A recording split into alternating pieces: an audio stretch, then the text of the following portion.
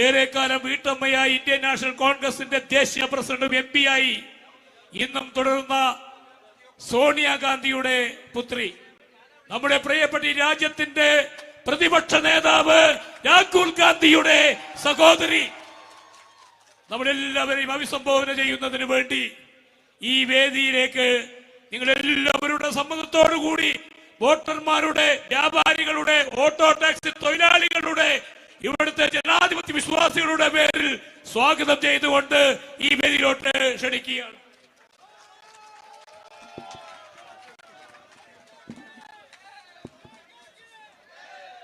My dearest sisters and brothers, all my colleagues present on stage, Shri K.C. Venugopal ji, Shri Chennithala ji, and all my Kerala colleagues over here, and all my colleagues from Wayanad as well. I welcome all of you to this meeting, and I want to say how grateful I am for the immense love that all of you are giving me.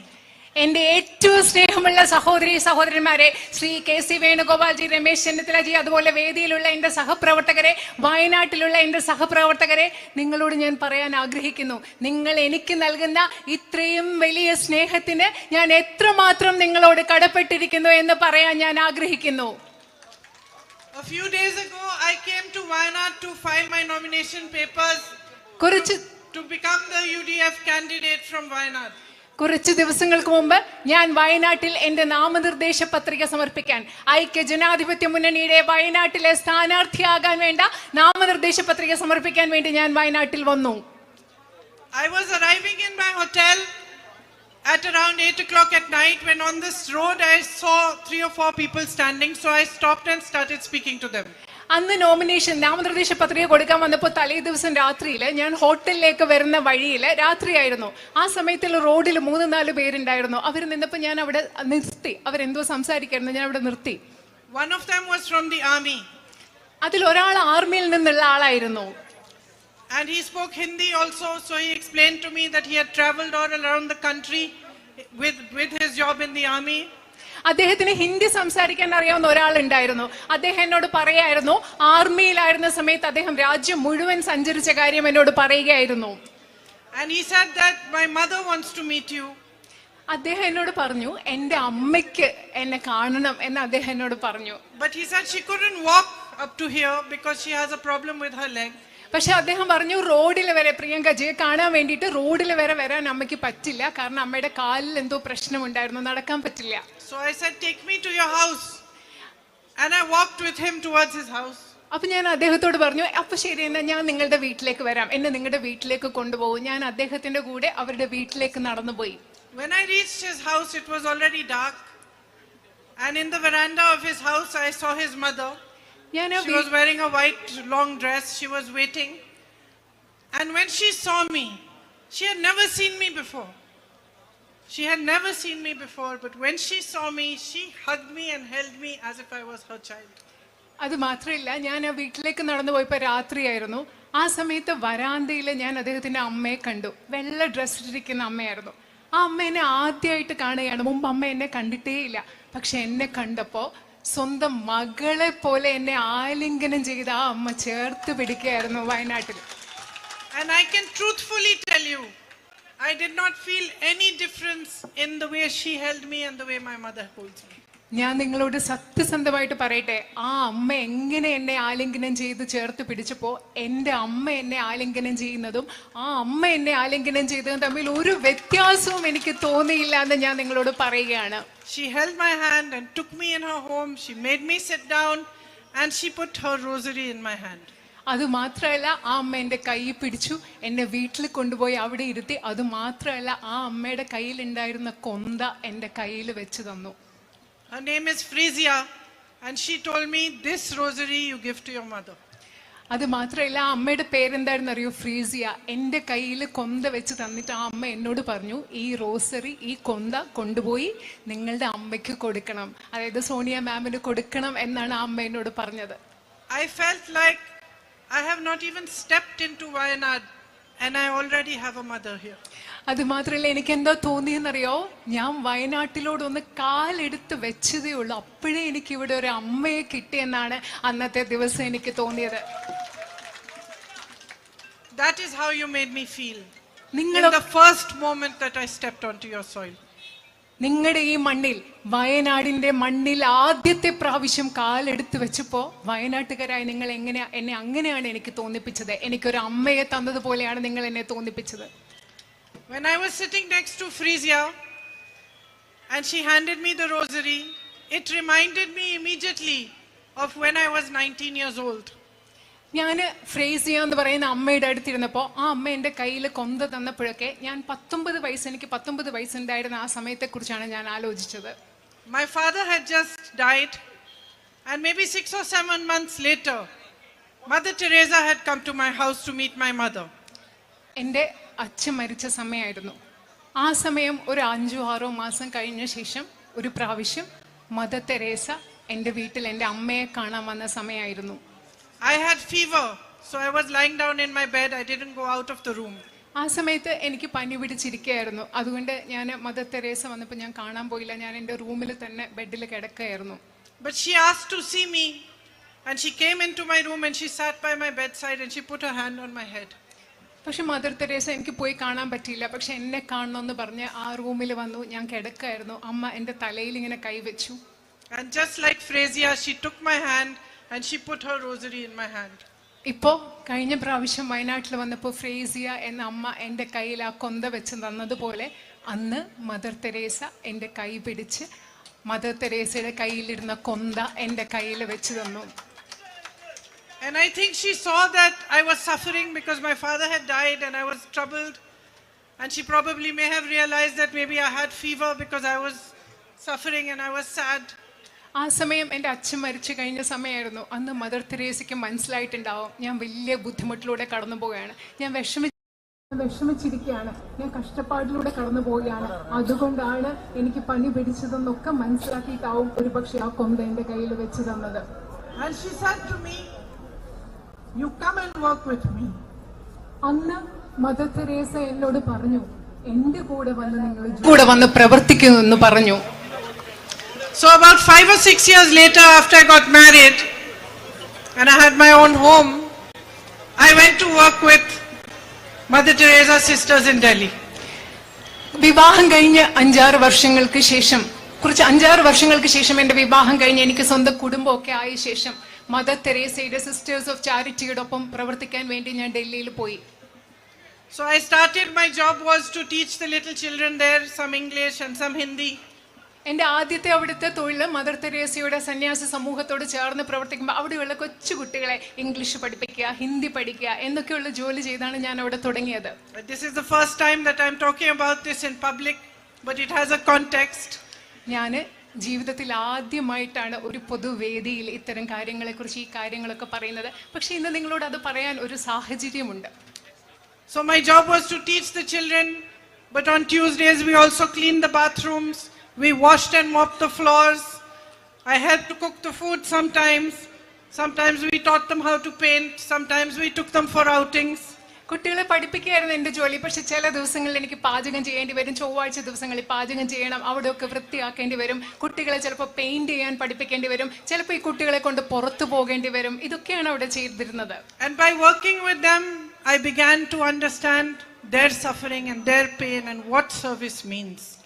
അവരോടൊപ്പം പ്രവർത്തിക്കുമ്പോൾ, mother തെരേസയുടെ സന്യാസി സമൂഹത്തോടൊപ്പം പ്രവർത്തിക്കുമ്പോൾ എനിക്ക് മനസ്സിലായി കഷ്ടപ്പാട് എന്താണ്, ദുഃഖം എന്താണ് എന്ന് മനസ്സിലായി. അതുപോലെ സേവനം എന്താണ് എന്ന് എനിക്ക് ആ സമയത്ത് മനസ്സിലായി. And how a community can support those who have less, those who are suffering, those who are in trouble. അതുപോലെ അന്ന് എനിക്ക് മനസ്സിലായി എങ്ങനെയാണ് ഒരു സമൂഹത്തിന് ഒരുമിച്ച് ചേർന്ന് നിന്നുകൊണ്ട് കഷ്ടപ്പെടുന്നവരെ, നമ്മളെക്കാൾ കുറച്ചുള്ളവരെ, ബുദ്ധിമുട്ടുള്ളവരെ എങ്ങനെയാണ് സഹായിക്കാൻ പറ്റുക എന്ന് എനിക്ക് മനസ്സിലായി. When I came here with my brother after the terrible landslide, കഴിഞ്ഞ പ്രാവശ്യം ചൂരൽ മലയിലെ ഏറ്റവും വലിയ അവിടുത്തെ ഉണ്ടായ ബുദ്ധിമുട്ടിന് ശേഷം, അവിടുത്തെ മണ്ണിടിച്ചിലിന് ശേഷം ഇവിടെ വന്നപ്പോൾ, എൻ്റെ സഹോദരന്റെ കൂടി വന്നപ്പോൾ അതെനിക്ക് മനസ്സിലായി. I immediately recognized the way the community came together to help people. ഇവിടെ വന്നപ്പോൾ എനിക്ക് പെട്ടെന്ന് മനസ്സിലായി എങ്ങനെയാണ് വയനാട്ടിലെ ഒരു സമൂഹം മുഴുവൻ ബുദ്ധിമുട്ട് അനുഭവിക്കുന്ന ജനങ്ങളെ സഹായിക്കാൻ വേണ്ടി ഒരുമിച്ച് വന്നതെന്ന്. I saw that each one of you, no matter what religion you were from, no matter what your profession was, each one of you did whatever you could to help the other. നിങ്ങൾ ഓരോരുത്തരും നിങ്ങളുടെ മതം എന്തായിക്കൊള്ളട്ടെ, നിങ്ങളുടെ തൊഴിൽ എന്തായിക്കൊള്ളട്ടെ, ആ സാഹചര്യത്തിൽ ബുദ്ധിമുട്ടുന്നവരെ കഷ്ടപ്പെടാൻ നിങ്ങൾ ആവുന്നത് നിങ്ങൾ ഓരോരുത്തരും ചെയ്തതാണ് എനിക്ക് കാണാൻ സാധിച്ചത്. Many times in situations like this where there are disasters, you also see human greed. You see people trying to be greedy or taking more away from those who are suffering. I never saw that over here. നിങ്ങൾക്കറിയാം, ഇതുപോലെയുള്ള പ്രകൃതിക്ഷോഭങ്ങൾ ഉണ്ടാകുമ്പോൾ പലയിടത്തും മനുഷ്യരുടെ അത്യാഗ്രഹം നമ്മൾ കാണാറുണ്ട്. മനുഷ്യർ പലതും മറ്റുള്ളവർക്ക് ആവശ്യമുള്ള കാര്യങ്ങൾ എടുത്തു പോകുന്നത് കാണാനുണ്ട്. പക്ഷേ ഞാനത് ഒരിക്കലും മനുഷ്യൻ അത്യാഗ്രഹത്തോടെ പെരുമാറുന്നത് ഞാൻ വയനാട്ടിൽ കണ്ടില്ല. Even the youngest of children who had lost their entire families had a lot of dignity. They talked to us, they spoke to us with dignity, with a certain inner pride, which made me proud of them. നിങ്ങൾക്കറിയാം, അത് മാത്രമല്ല, ഏറ്റവും ചെറിയ കുട്ടികൾ പോലും, ജീവിതത്തിൽ എല്ലാവരെയും നഷ്ടപ്പെട്ട ചെറിയ കുട്ടികൾ പോലും ഞങ്ങളോട് സംസാരിച്ചത് അന്തസ്സോടുകൂടിയാണ്. അവരുടെ ഉള്ളിൽ ആത്മാഭിമാനത്തോടു കൂടിയാണ് ഞങ്ങളോട് അവർ സംസാരിച്ചത്. അത് കണ്ടപ്പോൾ എനിക്ക് അവരെ കുറിച്ച് വളരെയധികം അഭിമാനം തോന്നി. You are a courageous people. It's in your history. You fought against the British. You rose up when people were afraid to rise. നിങ്ങള് വയനാട്ടിലെ ജനങ്ങൾ എന്ന് പറയുന്നത് ധൈര്യമുള്ള ജനങ്ങളാണ്. അത് നിങ്ങളുടെ ചരിത്രത്തിലുണ്ട്. നിങ്ങൾ ബ്രിട്ടീഷുകാർക്കെതിരെ എല്ലാവരും പൊടപെടാൻ ഭയന്നപ്പോ നിങ്ങൾ ധൈര്യത്തോടെ പോരാടിയവരാണ് ഇവിടുത്തെ ജനങ്ങൾ. You have a beautiful, I would say, this whole, all your hills, your forests are so beautiful. I was flying over them today and I could see the river was looking like a silver string running through it. It was so beautiful. You have a beautiful land. നിങ്ങളുടെ വയനാട് എന്ന് പറയുന്നത് എന്ത് മനോഹരമായ ഒരു ഭൂമിയാണ്. നിങ്ങളുടെ മലകളും ഇവിടുത്തെ മരങ്ങളും ഒക്കെ. ഞാൻ ഇന്ന് വയനാട്ടിന് മുകളിലൂടെ പറഞ്ഞപ്പോൾ നദികൾ, ചെറിയ വെള്ളി രേഖകൾ പോലെ നദികൾ കാണുന്നു. വളരെ മനോഹരമായ ഒരു ഭൂമിയാണ് നിങ്ങൾക്ക് ഇവിടെ വയനാട്ടിലുള്ളത്. A rich history, the Arakal caves, and a history of harmony amongst people, where everyone from every religion lives in harmony and peace together. നിങ്ങൾക്ക് വളരെ സമ്പന്നമായ ഒരു ചരിത്രമുണ്ട്. ഇടയ്ക്കൽ ഗുഹകളൊക്കെ ചേർന്നിട്ടുള്ള സമ്പന്നമായ ഒരു ചരിത്രം. അത് മാത്രമല്ല, എല്ലാ മതങ്ങളിൽപ്പെട്ട ആളുകളും സൗഹാർദ്ദത്തോടുകൂടി ജീവിക്കുന്ന ഒത്തൊരുമയുടെ ഒരു പാരമ്പര്യവും ചരിത്രവും കൂടി വയനാട്ടിനുണ്ട്. You are an agricultural community that feeds the whole nation. നിങ്ങളൊരു കർഷക സമൂഹമാണ്. സമൂഹത്തിന് മുഴുവൻ, രാജ്യത്തിന് മുഴുവൻ അന്നം നൽകുന്ന കർഷക സമൂഹം. Your values are strong. You believe in equality, social justice. It is apparent everywhere. You are followers of Narayan Guruji. നിങ്ങളുടെ മൂല്യങ്ങൾ വളരെ ശക്തമാണ്. നിങ്ങൾ തുല്യതയിൽ വിശ്വസിക്കുന്നു, സാമൂഹിക നീതിയിൽ വിശ്വസിക്കുന്നു. കേരളത്തിലെ ജനങ്ങൾ ശ്രീനാരായണ ഗുരുവിന്റെ പിൻഗാമികളാണ്. അദ്ദേഹത്തിന്റെ ആശയങ്ങൾ ഉൾക്കൊള്ളുന്നവരാണ്. And you honor the teachings of all the religions of people who live here. അത് മാത്രമല്ല, ഈ നാട്ടിൽ ജീവിച്ചിരുന്ന മഹാന്മാരായ വ്യക്തികളുടെ എല്ലാ മതങ്ങളിലും ഉള്ളവരുടെ അവർ പഠിപ്പിച്ചത് എന്താണോ, ആശയങ്ങൾ എന്താണോ, അതിനെ നിങ്ങൾ ഓരോരുത്തരും ആദരിക്കുന്നു. How can I not be the proudest person in India today to have this opportunity to represent you? ഇന്ന് ഞാൻ എങ്ങനെയാണ് ഇന്ത്യയിലെ ഏറ്റവും അഭിമാനമുള്ള വ്യക്തിയായി മാറുന്നത്? വയനാടിനെ പ്രതിനിധീകരിക്കുക, വയനാട്ടിലെ ജനപ്രതിനിധിയാകുന്ന എന്നതിലൂടെ ഇന്ത്യയിലെ ഏറ്റവും അഭിമാനമുള്ള വ്യക്തിയായി എനിക്ക് മാറാതിരിക്കാൻ കഴിയുന്നത് എങ്ങനെയാണെന്ന്. If you elect me, it will be the greatest honor for me.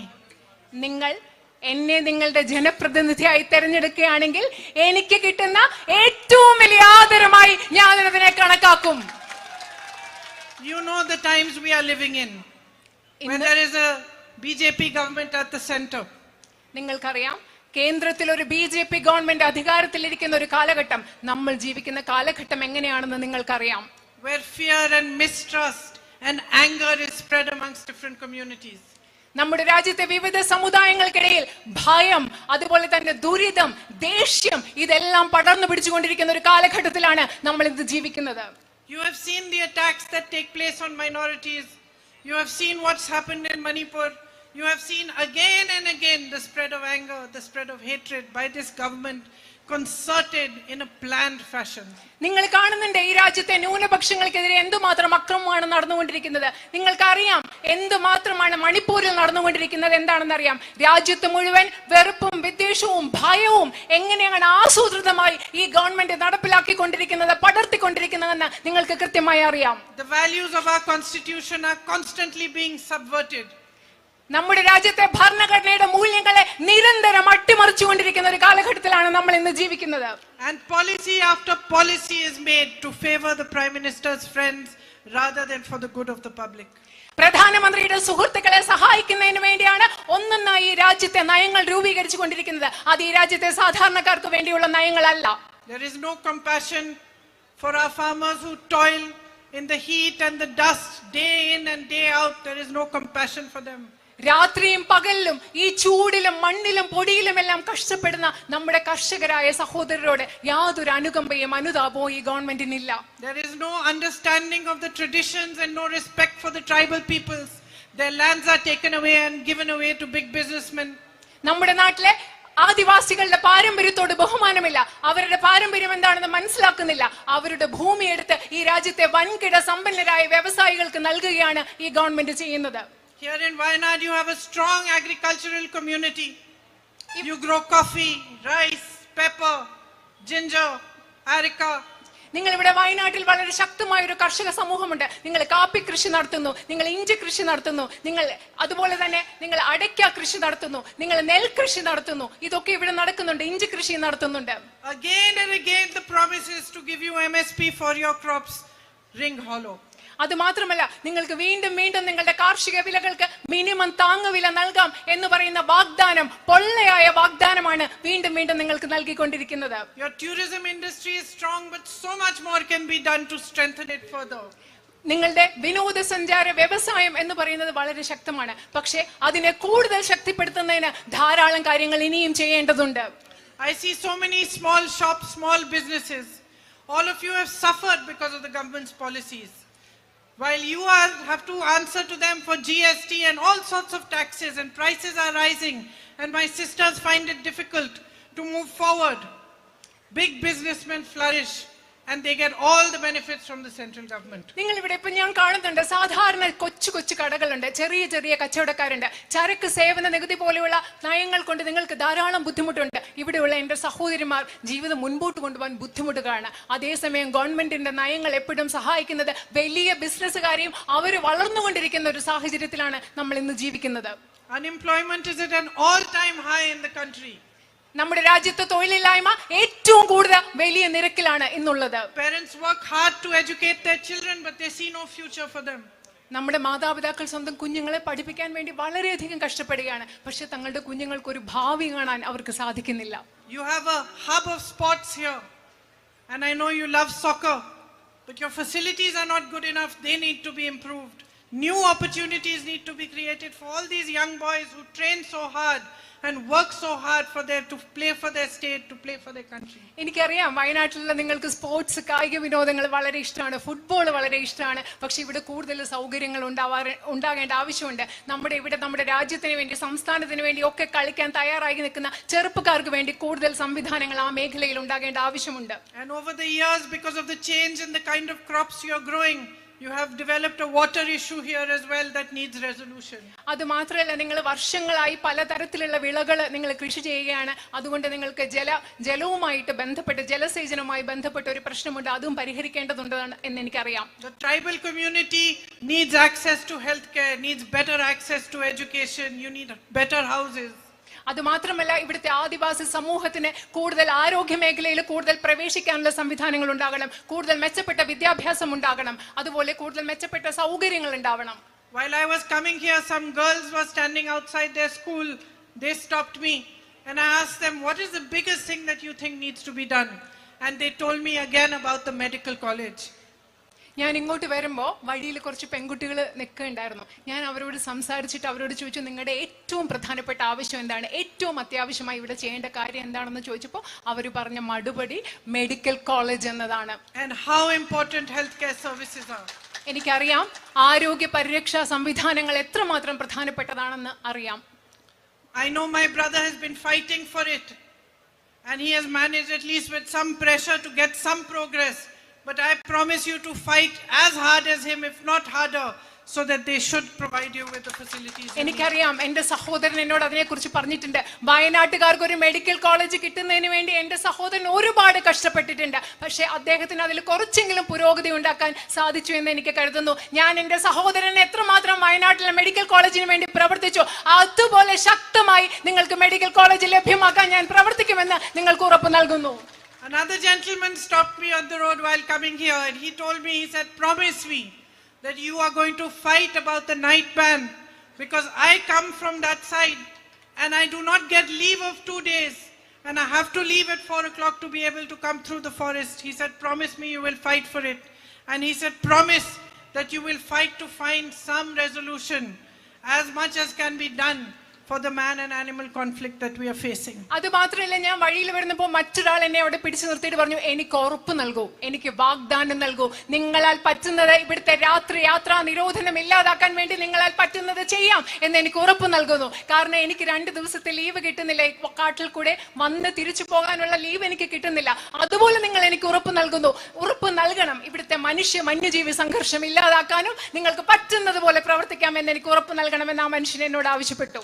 So I'm beginning to get an understanding of what are the real issues here, and what are the things that are really close to your heart that you want resolution for. ഈ സംസാരത്തിൽ നിന്നൊക്കെ ഞാൻ മനസ്സിലാക്കി തുടങ്ങുകയാണ് വയനാട്ടുകാരുടെ പ്രശ്നങ്ങൾ എന്തൊക്കെയാണ്. നിങ്ങളുടെ മനസ്സിനോട് അടുത്ത് നിൽക്കുന്ന ഏറ്റവും പ്രധാനപ്പെട്ടതായി പരിഹരിക്കേണ്ട നിങ്ങളുടെ പ്രശ്നങ്ങൾ എന്താണെന്ന് ഞാൻ മനസ്സിലാക്കി തുടങ്ങുകയാണ്. But this is just the beginning for me. I want to come to you, I want to meet you, understand from you, my sisters standing here, my brothers, my farmer brothers, my tribal brothers and sisters. I want to hear from you directly what are your concerns, how we should work towards it and find solutions together with you. പക്ഷേ ഇതെനിക്കൊരു തുടക്കം മാത്രമാണ്. ഞാൻ ഇവിടെ നിൽക്കുന്ന നിങ്ങളോട്, ഇവിടെ നിൽക്കുന്ന എൻ്റെ സഹോദരങ്ങൾ, ഇവിടെ എൻ്റെ സഹോദരിമാർ, അതുപോലെ തന്നെ കർഷകരായ എൻ്റെ സഹോദരൻ, അതുപോലെ ആദിവാസികളായ സഹോദരൻ, നിങ്ങളുടെ ഓരോരുത്തരുടെയും അടുത്ത് വന്ന് സംസാരിച്ച് നിങ്ങളുടെ പ്രശ്നങ്ങൾ എന്താണെന്ന് മനസ്സിലാക്കണമെന്ന് എനിക്ക് ആഗ്രഹമുണ്ട്. I understand what my responsibility is. When I see you all standing here and you have come here to hear me speak, I know that you are coming here out of love for my brother also. എനിക്ക് എൻ്റെ ഉത്തരവാദിത്വം എന്താണെന്ന് കൃത്യമായി അറിയാം, വ്യക്തമായി അറിയാം. നിങ്ങളെല്ലാവരും ഇവിടെ വന്ന് ഇന്ന് സ്നേഹത്തോടു കൂടി എന്നെ കേൾക്കാൻ വന്നു നിൽക്കുമ്പോൾ എനിക്കറിയാം നിങ്ങൾ ഇവിടെ വന്നു നിൽക്കുന്നത് എൻ്റെ സഹോദരനോടുള്ള സ്നേഹം കൂടി കൊണ്ടാണെന്ന് എനിക്ക് വളരെ നന്നായി അറിയാം. I am his sister. I know what a heavy heart he had when he had to leave you. ഞാൻ അദ്ദേഹത്തിൻ്റെ സഹോദരിയാണ്. നിങ്ങളെ Venuji is laughing, he also knows. നിങ്ങളെ വയനാട്ടിലെ മണ്ഡലം ഉപേക്ഷിക്കേണ്ടി വന്നപ്പോൾ, വയനാട്ടിലെ ജനങ്ങളിൽ നിന്ന് മാറി നിൽക്കേണ്ടി വന്നപ്പോൾ അദ്ദേഹത്തിൻ്റെ മനസ്സിൽ എത്രമാത്രം ദുഃഖമുണ്ടായിരുന്നു എന്ന് എനിക്കറിയാം. വേണുജി ചിരിക്കുകയാണ്, കാരണം അദ്ദേഹത്തിനും അതിനെപ്പറ്റി അറിയാം.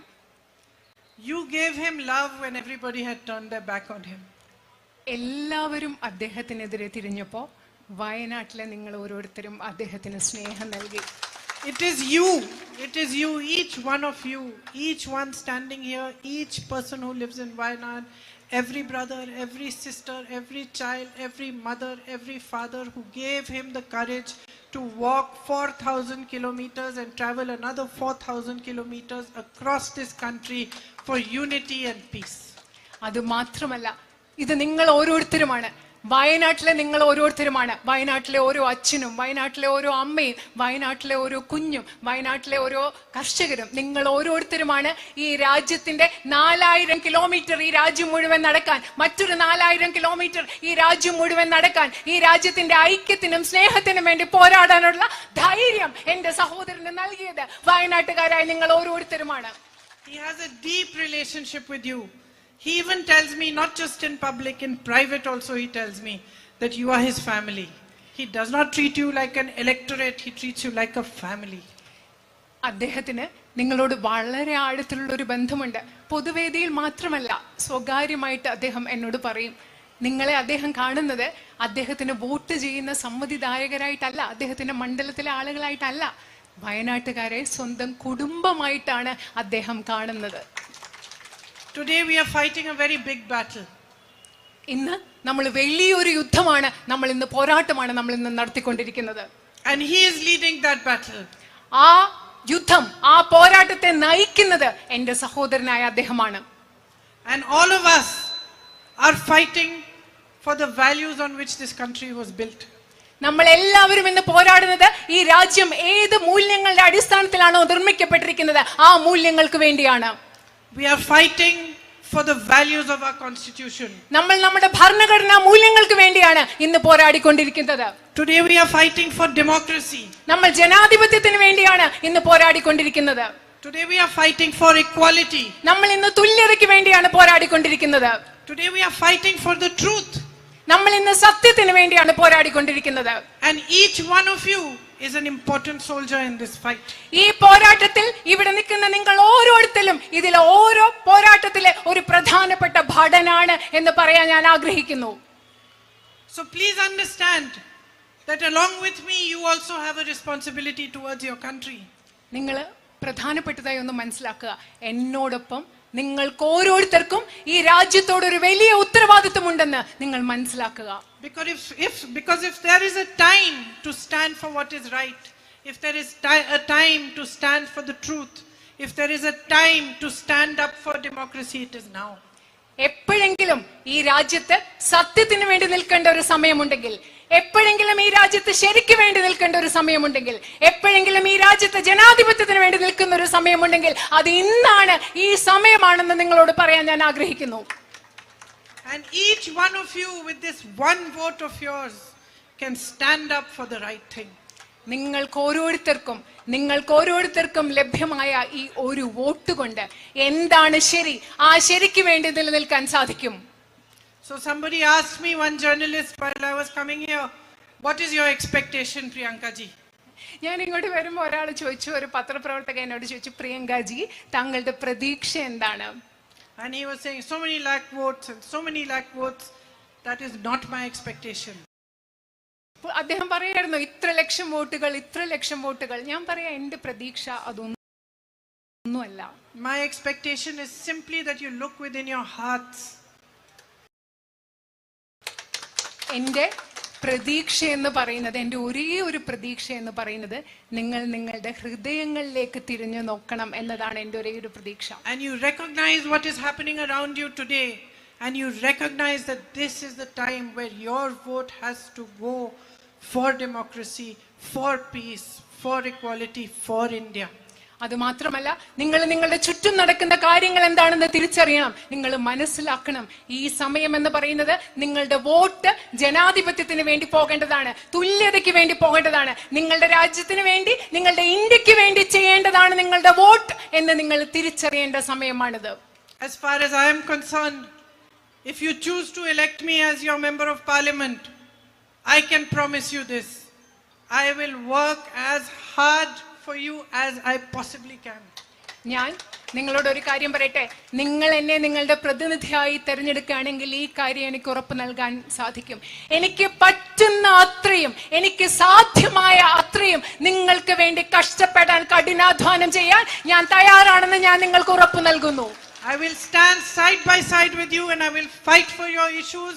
I will raise your voice in parliament. I will do everything in my power to help you resolve what your issues are. നിങ്ങളുടെ ഒപ്പം നിന്നുകൊണ്ട് നിങ്ങളുടെ പ്രശ്നങ്ങൾ ഈ പാർലമെന്റിൽ ഉയർത്തുവാൻ, നിങ്ങളുടെ ശബ്ദമാകുവാൻ എനിക്ക് സാധ്യമായതെല്ലാം ചെയ്യും എന്ന് ഞാൻ നിങ്ങൾക്ക് ഉറപ്പ് നൽകുന്നു.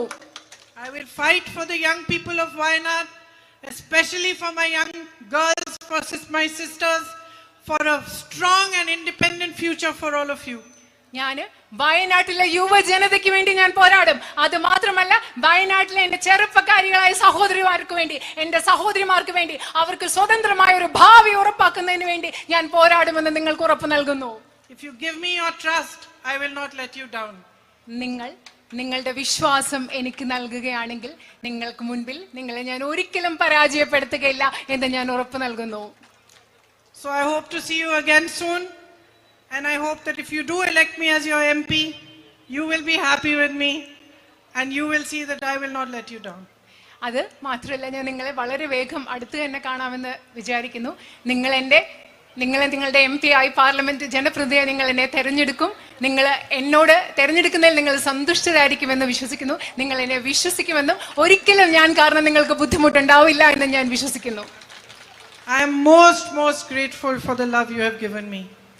Even in this 1.5 hours since I have landed here and I have reached your meeting, I have got nothing but love for you.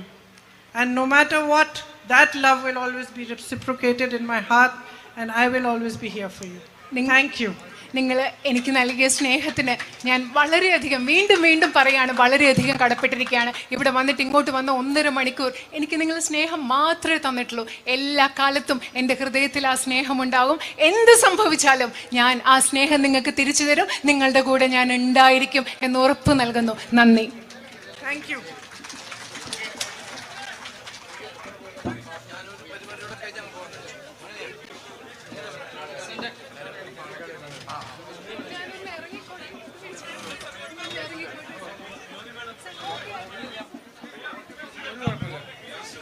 പ്രിയമുള്ളവരെ, നമ്മുടെ പ്രിയങ്കരിയായ പ്രിയങ്ക ഗാന്ധി നമ്മോട് ഓരോരുത്തരും വന്ന് നേരിട്ട് വോട്ട് ചോദിക്കുന്നതിന് വേണ്ടിയിട്ടാണ് ഇവിടെ എത്തിയിട്ടുള്ളത്. അവർ നിങ്ങളോട് വോട്ട് ചോദിച്ചുകൊണ്ട് അവരുടെ പാർലമെന്റിലേക്ക് വൻ ഭൂരിപക്ഷത്തോടുകൂടി അയക്കണമേ എന്ന് അഭ്യർത്ഥിക്കാൻ വേണ്ടി വന്നതാണ്. നിങ്ങൾ ഓരോരുത്തരും നൽകിയ സ്വീകരണത്തിന്, ഇത്ര വലിയൊരു സ്വീകരണത്തിന് മീനങ്ങാടി കമ്മിറ്റിയുടെ UDF